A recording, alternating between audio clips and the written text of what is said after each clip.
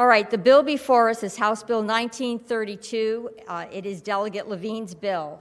Delegate Levine, welcome. Would you please present your bill? Thank you, Madam Chair, members of the committee. I apologize. I literally had to be in two places at the same time, so I apologize for being a little late here. HB 1932 is a bill to repeal a law that was passed in 2012. And the law in 2012 requires Virginia to license and fund child placement agencies that discriminate against Virginians on the basis of religion.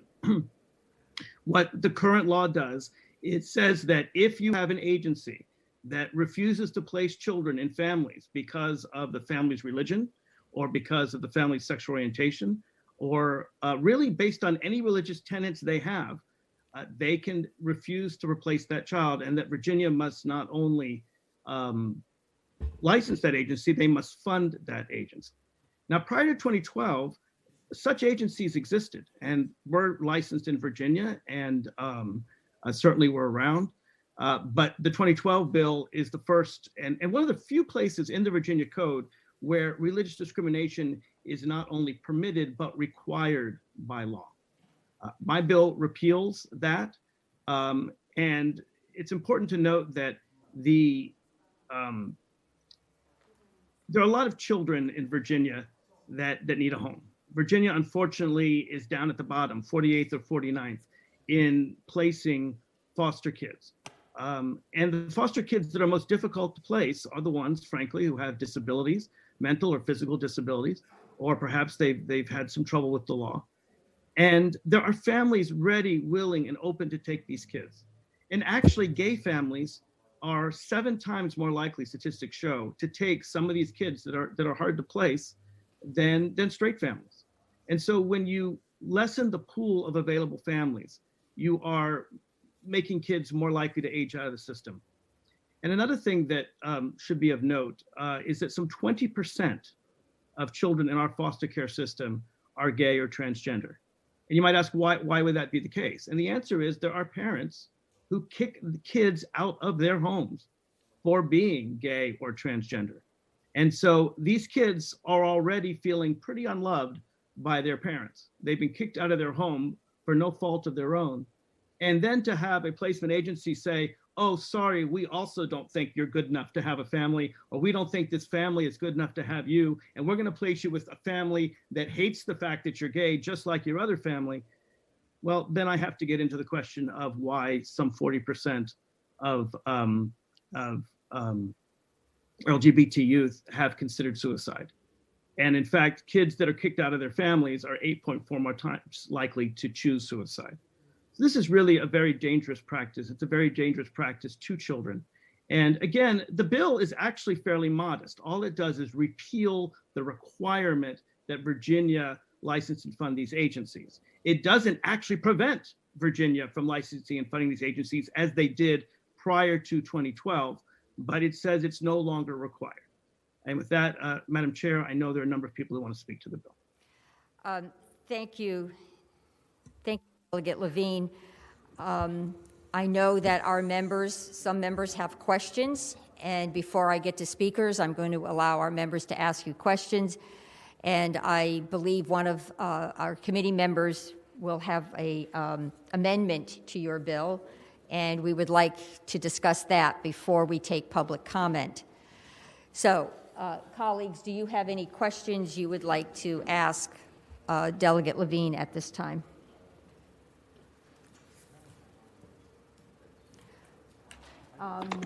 Senator McPike.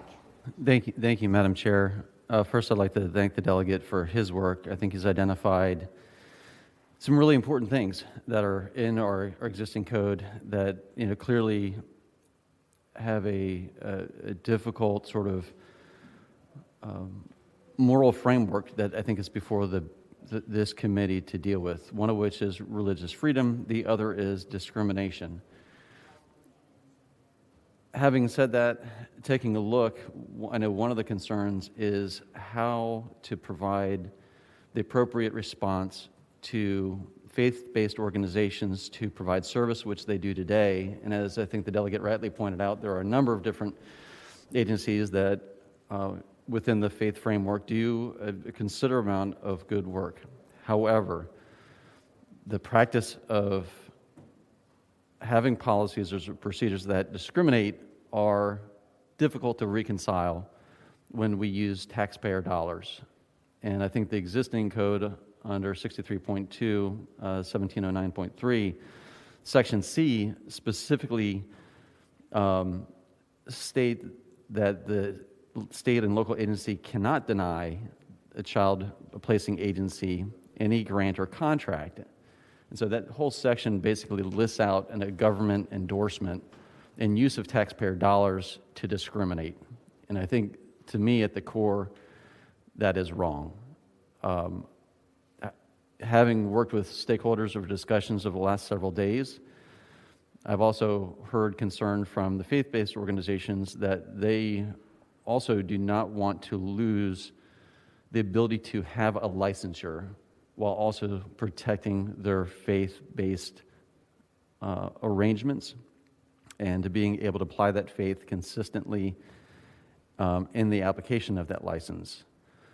Through the discussion and collaboration with colleagues also, there's concern that this section does not have any sort of re-referral requirement should they use the conscience clause as outlined in the bill. And so, Madam Chair, I'd offer substitute number 2 to the committee, which begins to address some of those concerns. It would include, and if council can provide substitute 2 and load that to LIS, that would be helpful. I'd like to move substitute number 2. All those in favor signify by saying aye. Aye. Okay, let's go to substitute number 2 on your iPad. Mine says posting in progress. We'll give it a moment, Madam Chair, but I'll be happy to describe some of the elements. Why don't you go ahead? It would add to Section A, basically provisions for a child placing agency that refuses to perform or assist in such placements of a person seeking adoption or foster care services, that child placing agency would need to immediately provide those persons with a list of approved agency placement agencies, and the specific language on the online, that way it's the most up-to-date on the Department of Social Services website. And in a moment, I also will defer to my colleague, Senator Mason, on a few thoughts on that. Furthermore, Madam Chair, as you can see, the substitute would delete Section C from the code, and that is the section which deals with the use of taxpayer dollars in that discrimination framework. I think this is an important point to remove that conflict and remove that section while still preserving under Section B a faith-based organization's ability to gain licensure within the state.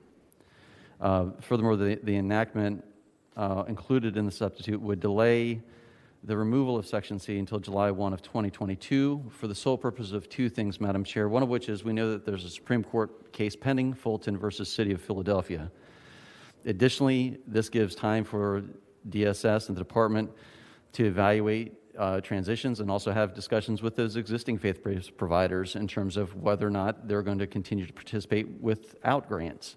And I think that's a choice that those organizations need to make. My personal belief is that the practice of denying service is one that is wrong. It is not in the teachings of faith that I grew up and I was taught in my own Catholic faith. However, I understand there are organizations that wish to do so within their faith guidance. And so I'm also double checking to see if the substitute is now up as well. Okay. Is it up? I don't, let's see. Yeah, if you refresh, it's now up.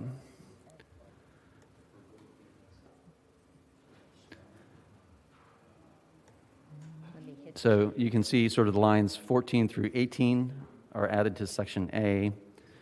Lines 23 through 26 remove Section C from our code. And then lines 30 through 31 have the delayed enactment of the implementation of the removal of Section C by July 1 of 2022, Madam Chair. And I do understand that the patron, having provided this draft, is not in favor of this substitute. However, I do believe, after talking with stakeholders, that it does get to one of the core hearts of the matter, which is taxpayer funds and grants essentially being provided to those organizations that do use the conscious clause provisions. I'll be happy to answer any questions on this. I am going to ask the patron to respond to the proposed substitute. Thank you, Madam Chair. I do think it is an improvement to remove taxpayer-funded religious discrimination, and so I certainly support the removal of Section C. Thank you. I do not think it goes far enough because we still have religious discrimination in the code, and we still have children being shuttled from place to place who are already rejected by their families, being rejected yet again, and loving gay families not able to take in those kids and adopt them and give them the warm home they want without them being shuttled from place to place. So I don't think it goes far enough, but it is a step forward. Madam Chair. Joe. Senator Morrissey. To the patron, first of all, Delegate Levine, I want to thank you for the legislation. Even though it's a very short piece of legislation, you have done a tremendous amount of work. You have spoken to so many stakeholders and agencies. You've reached out to so many legislators and provided us with materials. Most importantly, you have drilled down the confluence of faith-based discrimination and the use of taxpayer dollars, and I applaud you for the legislation, full stop. With that said, tell me why Senator McPike's legislation doesn't, although maybe not go the full measure to what you want, tell us why it's not moving us forward and it doesn't get us to a much better place than we are now. Madam Chairman, Senator Morrissey, I agree that the amendment is a step forward. I'm not saying it's not a step forward. I think it is a step forward. So that's undisputed. I do think it leaves in our code, and maybe I can come back at a future day, but it leaves in our code the ability for some pretty awful organizations, not the ones, frankly, that have called you about this bill, but in our code, we would have to license and say no damages for child placement agencies that could discriminate against people on the basis of their religion or even their race. In South Carolina, by the way, this exact same statute was used to fund state funding, that was state funding, but a child placement organization that refused to place families with Jewish families. They said Jewish families weren't good enough to adopt children. It was a Christian child placement agencies. Jewish families couldn't adopt children. And unfortunately, there are even religious organizations that are blatantly racist. I can name a few of them. Christian Identity Movement is one of them, or even the Ku Klux Klan claims to be a religious organization that could say, you know what, we don't put kids in this family based on race. And this statute would say, you know, we've got to license them. We got to license them. There's no prohibition. That's their religious base that they believe in this discrimination. So we got to license them, and there are no damages either. Madam Chair, Senator. I've listened to a lot of facts come out of here, and I'd like the patron to cite his source on the South Carolina case he's referring to, please. Sure, I'll be happy to. I'm going to go do a quick Google search. I have to find it. I would just say emotions are high on this bill. Let's just make sure our tone is always polite and professional. Madam Chair. Madam Chair. But it does a step forward, no in the question back, in the about it. back corner. Oh, Senator Stewart. While he's looking, and I don't know if it's a question for staff, but in fact, do religious organizations in Virginia discriminate based upon race with placing children? If they do, I'd like to know about that, and I'd like to know which ones are doing it. Is there someone who has an answer? That would be a question for M. Prente, who I believe is on the line. And if you're available to respond to that question while Delegate Levine is doing some research? Madam Chair, members of the committee, this is M. Parenti with the department.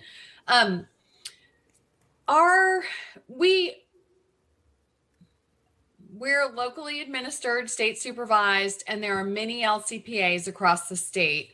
Our goal is to have a diverse pool of foster families because we have a diverse group of children in foster care. Delegate Levine spoke to the additional children who identify as LGBTQ compared to the general population who are in foster care. We also have children of lots of different religious backgrounds and races. And our goal is to try to place children with families that will meet their needs. So having a diverse pool in both the local department approved homes and the LCPA approved homes increases the likelihood that we'll find a family that will meet the child's needs. We don't place based on race, and our local departments don't place based on race, but we do try to place kids with families that we believe have the ability to meet their needs. Madam Chair, I've done my research when you're ready. So the simple answer was no. If I understood her response, the answer is no. I would say that's a fair interpretation. Would you say that, Ms. Parenti? The regulations actually prohibit the LCPAs from discriminating based on race. Thank you, Madam That's a Chair. flat-out answer. And Madam Chair, Thank you, Senator Mason. speaking of the substitute, so Madam Chair, this is a very difficult one because, many of us in here have 100% of the time voted for equality at every step of the way. In fact, last night in discussion with someone that I admire and respect a great deal, we talked about being inclusive of all races, religions, abilities, and identities. And that's super important. And you heard Ms. Parenti just say right there, we work very hard to place children in situations that are good for them. So I really appreciate Senator McPike's work here. And as the patron said, it's an improvement because it takes out C. I would like to go a bit further in that if my partner and I walk into a adoption or a foster care placement agency and we're not a good fit for their religious beliefs, Senator McPike's substitute requires that they offer a list of other options. I'd like to go it a step further, and I'd like to amend that substitute to make sure that with permission of the couple, that their contact information and their contact information are provided to social services to make sure that social services can reach out to them so they not only have a list, but they are going to be contacted by social services to try to match them in places that are in keeping, just match them, period. Because one thing that's concerned me from the start, when the patron talked about, we're 48 and we're limited. In an earlier debate when Senator Boysko's bill, I was maybe a bit too sharp with a gentleman because I perceived the direction to be discriminatory. We have 700 or 800 kids placing out of foster care a year. And to me, to limit an agency that is currently providing services, if 25 couples walk into a religious organization and adopt 25 or foster 25 kids this year, I do not want to do anything to stand in the way of placing those children. I am loath to suggest that the state support discrimination, which is why I think Senator Pike's Section C is very, very important. But I do think that this would, in lieu of the court case, give us another year to have them operational, remove Section C, which suggests that contracts could go to these folks, but at the same time, keep them operational and placing children in foster care where it matches. And so, Madam Chair, I apologize for the long diatribe there, But I'd like to ask council if we can add to the substitute an amendment that suggests that the contact, with permission from the couple, if the contact information can be immediately as provided to DSS so that they can have another mechanism to reach out to this couple and try to match them with a child as soon as humanly possible. Okay, Senator Mason, I am going to ask David May to craft that sentence, and when we hear the sentence, I will ask for a motion and a second for to adopt it. I do think that is an important line amendment because so often when individuals have to be re-referred, that's another barrier to, bringing them into the fold of perhaps becoming a foster family. And we want to make it as easy and as welcoming as possible for families to adopt children or to foster children.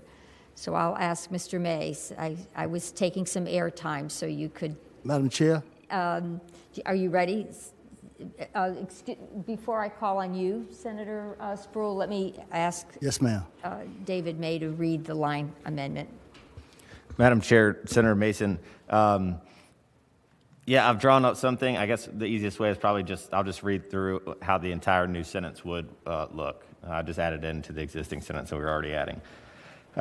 If a private child placing agency refuses to perform, assist, counsel, recommend, consent to, refer, or participate in the placement of a child for foster care or adoption on the basis that the proposed placement would violate the child placing agency's written religious or moral convictions or policies, the child placing agency shall immediately, 1, direct the person seeking services to the online directory of licensed child placing agencies maintained by the department, and 2, provide the name and contact information of the person seeking services to the department, provided the person seeking services consents to such disclosure.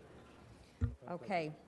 Colleagues, you've now heard. I move that amendment, Madam Chair. Motion has been made by Madam Senator Chair. Mason, seconded by Senator Cosgrove. All those in favor of the amendment signify by saying aye. Madam Chair, you made a motion on it. My question was on the amendment that we were talking about.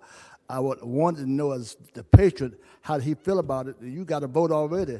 I haven't even had a chance to ask the patron, how did he feel about the amendment that was put in by the senator? Oh, Senator Spruill, we did have a conversation with the patron. You perhaps were out of the room, but I'm talking about the one that Senator Mason just got through doing, and we Okay, just got let's- back on that one. let's talk about that. Delegate Levine. Thank you, Madam Chair. I would briefly say that I do think Senator Mason's amendment improves Senator McPike's amendment. I still have some difficulties overall. I don't think it goes far enough. And I do have the information that was asked for about South Carolina discrimination against Jewish families. But for the sole purpose of saying that I support Mason's amendment to McPike's amendment, I do. Thank you. Do you have a response on the South Carolina data? I do, Madam Chair, and I should note that I didn't say that any agency in Virginia discriminates on the basis of race. I said the law would allow that, but it doesn't happen to my knowledge. And to my knowledge, there's only one charity in all of Virginia that takes taxpayer funds and discriminates, and they discriminate on the basis of sex orientation, not race. The South Carolina case is the case of Miracle Hill Ministries in Greenville, South Carolina. And my citation is to the Associated Press on January 24th, 2019. And what happened is the federal government agreed to allow federally funded foster agencies in South Carolina to deny services to same-sex couples and to non-Christian couples. And so this was a state-funded, South Carolina-funded agency that would not place foster children with Jewish couples in South Carolina. A regulation from President Obama would have prohibited that, but President Trump undid that regulation and allowed that discrimination to occur. And again, it's the AP January 24th, 2019, and Miracle Hill Ministries in Greenville, South Carolina. Thank you, Delegate Levine. At this time, colleagues, I'm going to go to speakers. We do have some. Will the clerk please tell us how many speakers? Madam Chair, we have 18 speakers. I'm sorry? 18. 18. I'm going to ask each speaker to keep comments to a minute or less. We appreciate you being with us, and we look forward to hearing your remarks. Will the clerk please call the first speaker? Yes, Madam Chair. Our first speaker is Allison Gilbreth. Please go ahead. Madam Chair, members of the committee, Allison Gilbreth with Voices for Virginia's Children. We want to thank Delegate Levine for bringing this bill forward. Thank you to Delegate McPike and Senator McPike and Senator Mason for their substitutions today. We are in support of those. We want to reiterate that Virginia continues to rank 49th in the country for youth aging out of foster care. We have a disproportionate number of youth who identify as LGBTQ+, and we want to ensure that those children and other children have families and homes that will meet their needs. And for those reasons, we support this bill. Thank you. Thank you. At this time, anybody who has signed up to speak will be allowed to speak. Folks that are signing up after 10 o'clock, I apologize, but we will not be taking your comments. Will the clerk please call the next speaker? We have Valerie Leroux. Please go ahead. Thank you, Madam Chair and members of the committee. This is Valerie Leroux from Virginia Poverty Law Center. And for the reasons already stated by Ms. Gilbreth, we also support this bill. Thank you. V. Lamneck, please go ahead.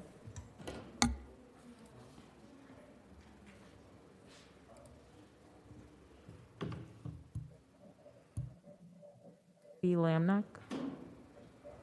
Good morning, Madam Chair, members of the committee. Good morning. Good morning.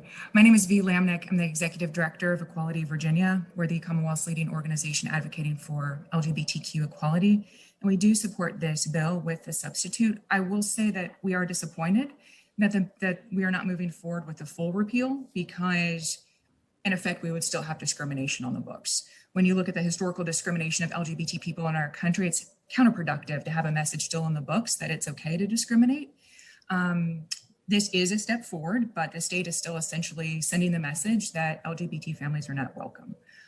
I know that it takes courage to foster and adopt, and it's confusing for families who want to adopt and foster to know if they're able to do so with the conscience clause still in the books. Again, the substitute is a step forward, but it is simply not best practice. Sends a mixed message where, in effect, we actually need to be rolling out the welcome mat for all LGBT families. Thank you so much for your comments. Thank you. Clerk, call the next speaker. Elizabeth Fogarty, please go ahead. Good morning, Madam Chair and members of the committee. I'm Elizabeth from Arlington, and I'm here in support of HB 1932. For over 10 years, I've been a facilitator for the Arlington PFLAG Community Group, a monthly support group for parents with children who are lesbian, gay, bisexual, transgender. And one common theme for all parents is the hope that our children will one day become parents and that we will one day become grandparents. For 10 years, I have been hearing this concern, and I admit it's one that I share. I'm the mother of a kind, thoughtful, loving, smart, responsible daughter who's lesbian. She's a lifelong Virginian. She and her partner will be wonderful parents one day, and we will be wonderful grandparents. And I say that it is time for legislation to stop causing pain and to bring more fairness into the world. As taxpaying Virginians, we sincerely hope and expect that our tax dollars will not be used to deny our children the right to become foster parents or adoptive parents. We sincerely hope and expect that our tax dollars will not be used to prevent us from becoming grandparents. The substitute is a little like separate but equal to me, but I don't have all. Thank you, Ms. Fogarty. You've gone over time, but we do get your message, and we thank you for being with us. Thank you. Ray Ratka, please go ahead. Madam Chair, thanks for the minute. I am Ray Radke. That's okay. I am CEO of Encircle, formerly Lutheran Family Services of Virginia. We are a 132-year-old nonprofit organization affiliated with the Evangelical Lutheran Church in America. Our organization was founded on beliefs and values inherited in the Lutheran Church with the mission of helping to make the world a more loving place. Based on this mission, and because we believe that this bill will help Virginia align with best practices in child welfare, we support HB 1932. Simply, we believe it is wrong to discriminate against parents who are otherwise qualified to provide loving homes simply because of their identity. Further, we believe Virginia should not use public funds to support a service that discriminates against those who are LGBTQ. Thank you for your time, and thanks for all that you do to improve the lives and families in Virginia. Thank you for being with us. Appreciate your remarks. Jeff Caruso, please go ahead. Thank you, Madam Chair and members of the committee. Jeff Caruso with the Virginia Catholic Conference. Our Catholic child placing agencies, which serve people of all faiths, rely on the current conscience protections. We strongly support the current law, but if any legislation does advance, it is absolutely essential that it continue to include the protection for licensing.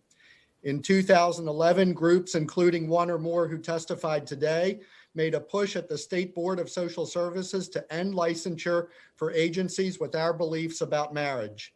After months of debate, proposed regulations that would have driven our agencies out of foster care and adoption altogether even came to a vote, but were not adopted. Because of this attempt in 2011 to end licensure for agencies like ours and concern there could well be future attempts like it, the General Assembly enacted the Conscience Protection Law in 2012. This ensures that diverse providers with diverse beliefs can continue to help children. If this law is repealed, groups that pushed for the Board of Social Services to take away our licensing 10 years ago would very likely push for that again. The current law is all that prevents them from pursuing that goal.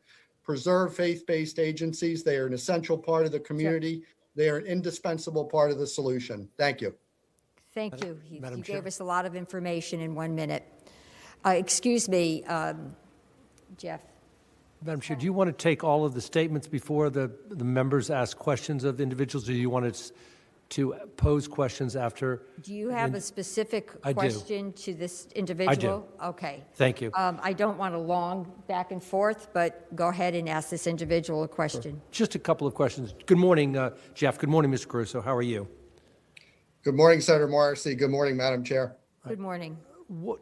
Jeff, can you explain to the members what is the basis or logic behind the Catholic Church or the Catholic Diocese of Richmond's religious or moral convictions that gay parents cannot provide stellar parenting skills? We respect the dignity of every person. We also adhere to the belief that marriage is the union of one man and one woman, and we adhere to that in our adoption and our foster care practices. Brief follow-up. Senator Morrissey. So you do not, notwithstanding that moral conviction, which we respect, you do not deny that gay couple can provide stellar parenting skills? Madam Chair, Senator Morrissey, thank you for the question. Our belief about marriage is that there's a complementarity between one man and one woman, and the ideal situation for parenting would be being parented by a mother and a father, while recognizing that that does not happen in every case, certainly. Thank you, Jeff. Thank you, Madam Chair. Thank you, Senator Morrissey. Let's go on with our next speaker. Madam Chair, I'm sorry. Could I ask a question of Mr. Caruso as well? Senator Stewart. Mr. Caruso, would you come back into the Zoom? Yes, Madam Chair. Thank you. Mr. Caruso, I just, for my own information, how many of these how many children are these faith-based organizations able to place in Virginia currently? What's the average number in a year? Madam Chair, Senator Stewart, thank you for the question. The totals that I have, and these are totals from Catholic agencies. So we have 3 Catholic Charities agencies in Virginia: Arlington, Commonwealth, and Eastern Virginia. And then also from Barry Robinson Center, which is Catholic affiliated, and several other organizations. And the totals that I have are within the last year or two, 210 for foster care, 306 for adoption, 444 for pre-adoption, and 1,004 for post-adoption services. Thank you. Thank you, Mr. Madam Caruso. Chair, one follow-up if I may. Senator Stewart. Thank you, Madam Chair. those are substantial numbers. Could you tell me and the committee what impact would Delegate Levine's bill have on that if the bill was passed the way it is, and what impact would the substitute crafted by Senator McPike with Senator Mason's help have on your ability to do those kind of placements? Madam Chair, Senator Stewart, members of the committee, the impact of the original bill would be to completely nullify all of the conscience protections.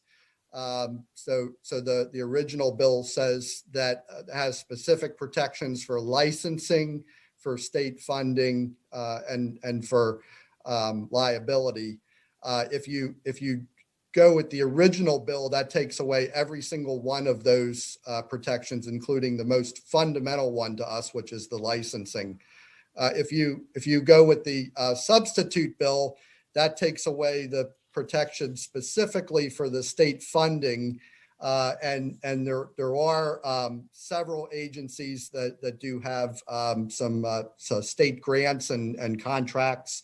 One of them is for treatment foster care. There's one for post-adoption services. Madam Chair, I'd hate to cut Mr. Caruso off. I understand what each bill does. I understand what the original does. I understand what the substitute does. What I really want to know is what will the impact be on the agencies? It sounds like to me if the bill is passed in its original form, it'll shut these faith-based agencies down. What impact does the substitute have on the faith-based agencies doing these placements? I think he's looking for a comparison, Mr. Caruso. Yes, Madam Chair. So yes, to the first point, yes, correct. It would place all private faith-based agencies that adhere to the conscience law in serious jeopardy of even maintaining their licensure. For the substitute, the specific impact would be on the state funding component. So they're only. Yeah. Okay, Senator Stewart, I think we need to move on to other speakers. Thank you, Mr. Caruso. The clerk, please call the next speaker. Yes, Madam Chair. We have Rebecca Hall. Please go ahead. Good morning, Madam Chair, members of the committee. Thank you for giving me the opportunity to speak in opposition to HB 1932. My name is Rebecca Hall. I'm the Director of Adoption and Child Welfare with Catholic Charities of Eastern Virginia, serving adoptive children and families. I strongly oppose the repeal of the conscience protection law as it brings with it a ripple effect of unknown questions and consequences. And this would be the original HB 1932, not the amendment. Foster and adopted children come with trauma. That trauma does not end the day that the final order of adoption is signed and they find permanency. I know this better than most. As an adoptee, I am one of those children. CCEVA has a comprehensive post-adoption program, which in order to have requires us to have a license and is funded through the VDSS. In the past 3 years, we have provided services directly to 112 children and close to 200 children indirectly through trainings and conferences provided to their parents. 95% of these children have been adopted through the foster care system. If HB 1932 were passed in its original form, we would be in jeopardy of losing the funding for this program and would impact our agency's ability to provide long-term support for these children and families and help ensure that their adoptive placements thrive and these children do not end up back in the foster care system. Thank you. I thank you so much for your comments. Your time has elapsed. Clerk, please call the next speaker.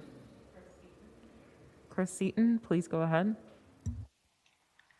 Good morning. My name is Chris Seaton. I'm the director of Project Belong. Our vision is built around engaging local churches to step in and serve vulnerable children. And I'd like to urge you not to support House Bill 1932. I'm actually amazed at how little Virginia's faith community knows about our vulnerable children. And so Project Belong is a bridge to help churches get involved on every level. You know that the institution of the church has a very wide range of theologies, views, and cultures, but we don't start with our differences. We start with the need and the goal, which is caring for the children. Less than 15% of foster and adoptive agencies in Virginia are faith-based. The other 85% of agencies are not faith-based. Both types of agencies have important guiding principles And there's room for everyone. Frankly, there's room for more because the problem is large. We need everyone at the table together, pitching in to contribute to the solutions in spite of our differences. Friends, please do not support. Everyone can work together. Thank you. Thank you. Clerk, please call the next speaker. Amanda Silcox, please go ahead. Morning, Madam Chair. Amanda Silcox with Rise for Youth. With the bill and urge you to do so as well. We simply want more children to be placed with more families, which will create better outcomes for kids. Thank you, Amanda. Clerk calls the next speaker, please. Anthony Mathenia, please go ahead. Hi there. Thank you, Madam Chair and members of the committee. My name is Anthony Mathenia. I live in Montgomery County in the New River Valley, and I'm here to encourage you to object this House Bill 1932. Parents, families, and others are certainly affected by it, but it's the children who are the ultimate victims, and they will suffer if it passes. The Old Dominion does not have a history of discriminating on religious and moral grounds, but as written, this is discriminatory to faith-based agencies. I understand the nature of traditional party lines with regard to these types of issues, but surely the children of the Commonwealth are worth us refusing to bow to our usual political ideologies. I have personal preferences. I have unavoidable biases with regard to religion and morality, but do our children not matter more than our personal desires? I've adopted multiple children, some from faith-based agencies, others from non-faith-based. I enjoyed working with all of the organizations, and Virginia benefits from offering these services to the entirety of our population. Thank you so much. Children growing up. Could you conclude your thought, please? Yes, just children growing up in loving homes and families rather than as orphans or wards of the state provides a more promising future for our Commonwealth. Thank you for joining us. Thank you. Please call the next speaker. Jed Metafind, please go ahead. Good morning, Madam Chair and members. My name is Jed Metafind. I'm a Morning. foster and adoptive parent, and I also serve as president of an alliance of 200 faith-based nonprofits serving vulnerable children and families nationwide. I oppose HB 1932, but I want to convey respect to the people supporting it. They desire to protect the dignity of all people. We believe there should be a clear, dignified pathway for any qualified person to foster or adopt in Virginia. And I believe that is currently the case. But if it is not, I would be glad to work with anyone to ensure that such a pathway is clear and respectful to all. This bill, however, does not create such a path. In fact, it does not create any new paths for children to reach families. If anything, it would close some existing paths. We do need to clarify one thing also. No agency is currently paid to discriminate. An agency actually gives up its chance for a placement payment when it refers to another agency. But here is the good news. This is an agency to ask you to where we conclude. can work together to serve the 5,000 children in our foster system. Thank you so much. Clerk, please call the next speaker. Mary Roe Miller, please go ahead. Good morning. I am a resident of Fairfax County, and I'm co-director of state policy for family equality. We co-chair the Every Child Deserves a Family campaign, which is a coalition of over 700 individual, state, and national partners in the faith, child welfare, and civil rights communities who support the best interest of children by advocating their access to loving and stable placements at home. I speak in support of the original bill of HB 1932. I have some significant concerns with the amendments as suggested because they still leave discrimination on the books, which, as Equality Virginia explained, is detrimental to our LGBTQ families who seek to foster and adopt. And referrals also do not solve the problem of discriminating against kinship and allowing agencies to leave a child in group care rather than placing that child with or license. My time is up. Thank you. Thank you so much for joining us. Will the clerk please call the next speaker? Mary Boo, please go ahead. Good morning. I'm Mary Boo, Director of the North American Council on Adoptable Children, a nonprofit that works to ensure children have families. We have members across the U.S., including in Virginia, and I grew up in Alexandria. We strongly support the original version of HB 1932, which would prevent discrimination against qualified parents. Allowing some agencies to discriminate sends a strong message to prospective parents and the LGBTQ youth that they are not good enough. The bill would increase children's chances of finding a family. Bills like this focus on the best interests of children, not the needs of agencies. Some fear the change will result in moves for children, but that's not what's happened elsewhere when things have gone this way. No child had to move to a new family in Massachusetts. All cases and families transferred to another contracted agency. In other jurisdictions, other faith-based agencies that don't discriminate stepped up to do the work. Passing this bill will increase children's access to placements with families and will not have an adverse effect on children who currently have family placements. Thank you for your succinct and passionate comment. Clerk, please call the next speaker. Yes, Madam Chair, we have Robert McCartney. Please go ahead. Thank you, Madam Chairman and the Senate Committee. I'm Rob McCartney. I'm the CEO for the Barry Robinson Center. We are a child placing agency. We currently have 29 certified homes that represent 83 beds and currently 34 children that are placed in that. This bill would prevent us from getting reimbursed, and then subsequently we would have to close those beds, transfer foster parents to other agencies. I think that all of us know the history that faith-based organizations have played in the providing of social services and care to those who are in the most need. We're very much aligned as a nonprofit faith-based agency of putting children's needs first. And I would think consideration is what takes the place. If the faith-based programs leave the foster care arena, who steps in? Thank you for giving me time to talk. Very difficult decision for you guys. Thank you. Renee Thank you Lewis. for joining us. The clerk, please call the next speaker. Renee Lewis, please go ahead. Good morning, Madam Chair. I'm Renee Lewis. My husband Brian and I founded a Christian placing agency that has been headquartered in Virginia for over 25 years. I'm also the mother of 5 children, 4 by intercountry adoption. We founded this agency to help other couples like us who believe that all orphan and vulnerable children should have the opportunity to be in a Christian family. I ask you to please oppose HB 1932. There are 159 private child placing agencies and 121 individual branches of DSS throughout Virginia that offer foster care and adoption services, already serving families from all backgrounds and beliefs throughout the state. Protecting faith-based adoption and foster care providers does not interfere with other agencies serving clients of other faith backgrounds and beliefs.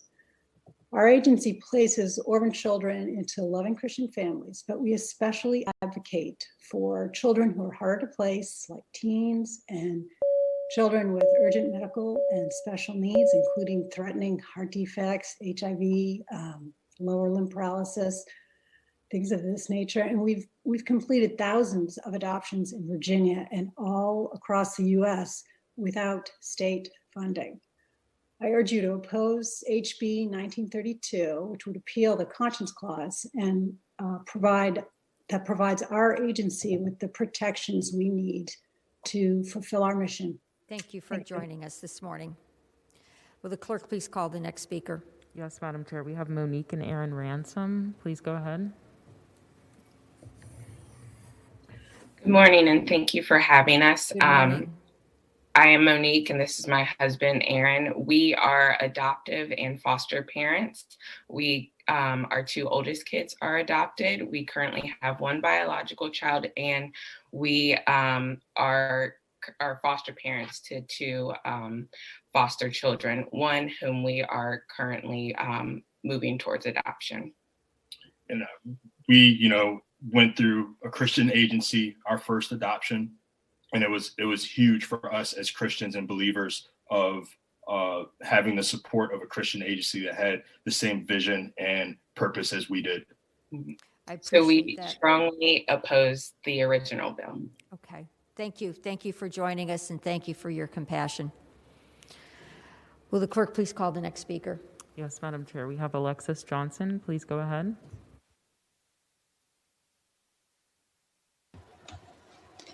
Good morning, Madam Chair and members of the committee. We have adopted 5 children, 2 locally as infants, 1 from foster care, 1 from South Korea, and 1 from Taiwan. 4 of our children were adopted with moderate to severe special needs.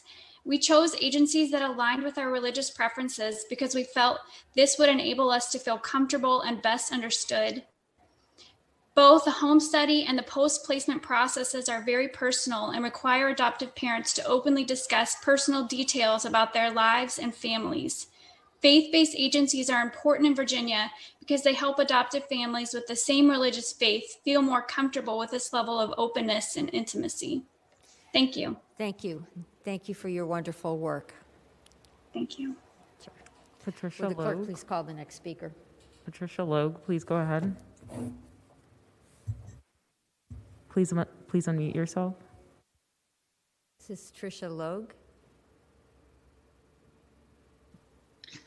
Thank you, Madam Speaker. The decision That's okay. made. I'm just Madam Chair, but I appreciate the promotion, but welcome. Thanks. I am an adoptee, and I also spend time working with pregnant women in need. The decision made by a birth mother to place her child for adoption is one of the most tremendous acts of selflessness and courage that a woman can make. Birth mothers often turn to their faith to help them summon this courage and entrust their child to another family. Adoptions also occur when a mother is most vulnerable after labor and delivery. It is a time of both trauma and loss, when it's quite natural to turn to one's faith for strength.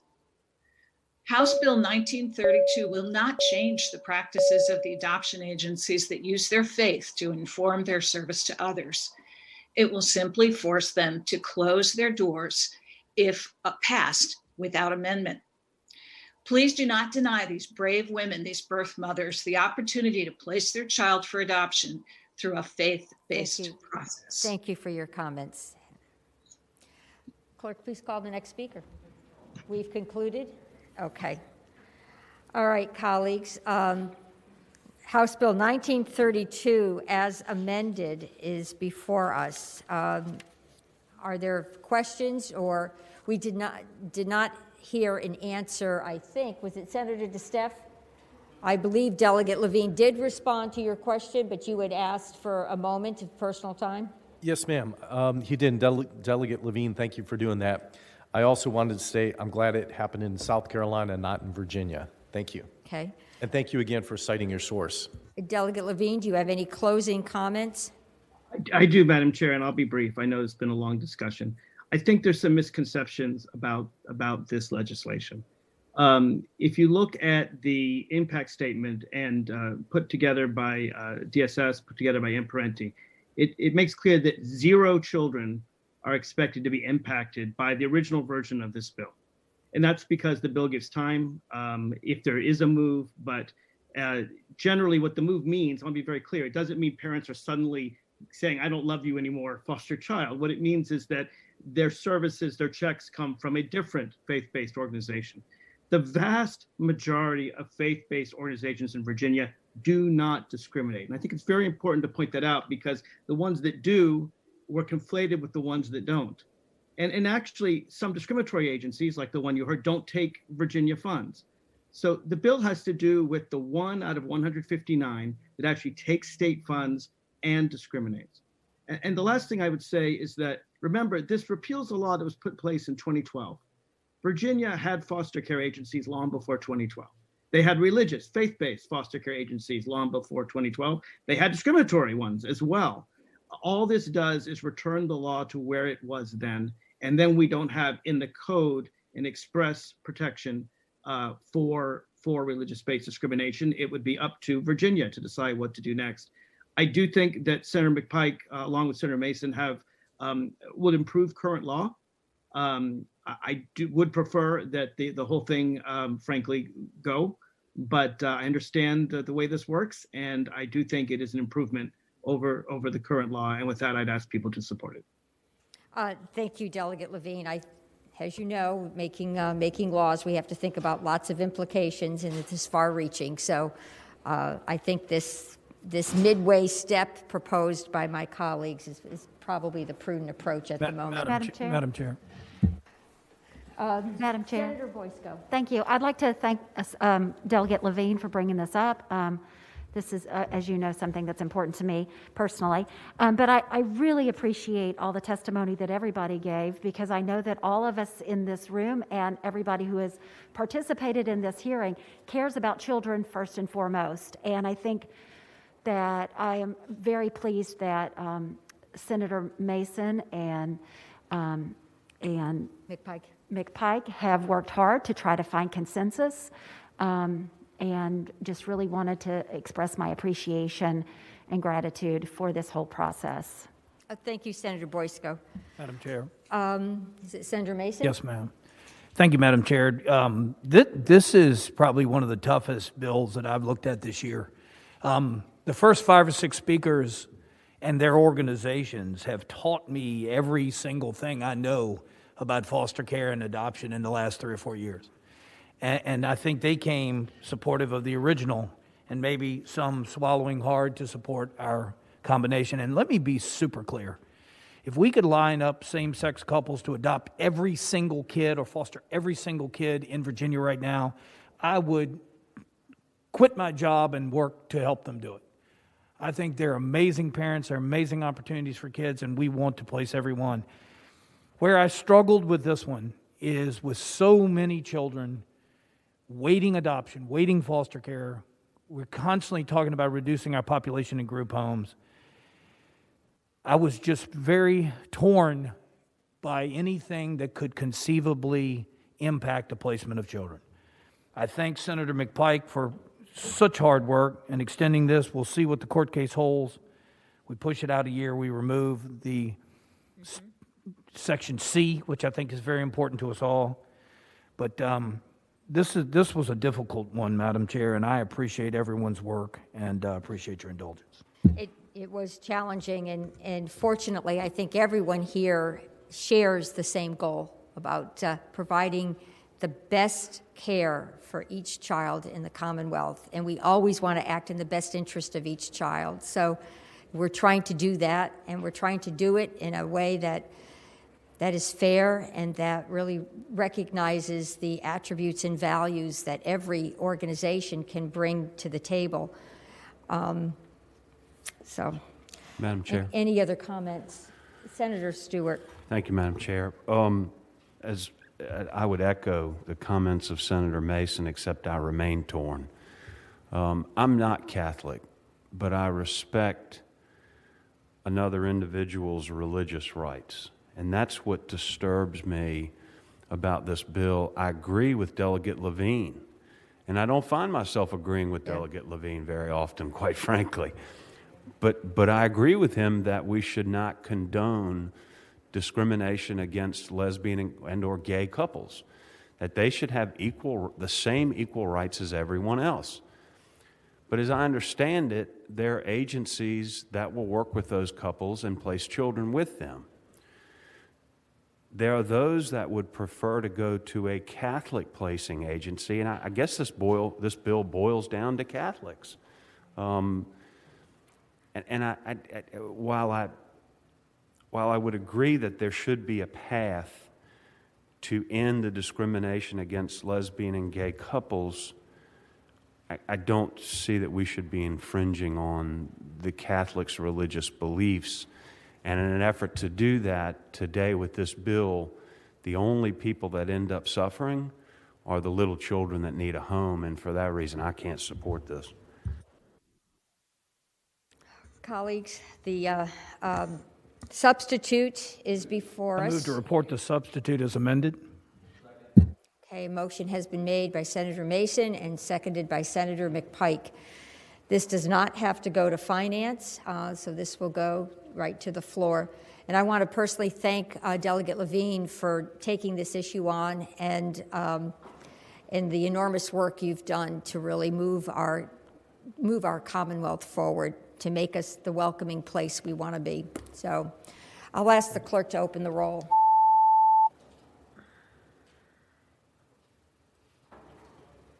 Ayes 8, noes 7. The bill reports 8-7. Thank you, Madam Chair, members of the committee. Thank you. I believe that concludes our agenda for today. Is there any other business to come before the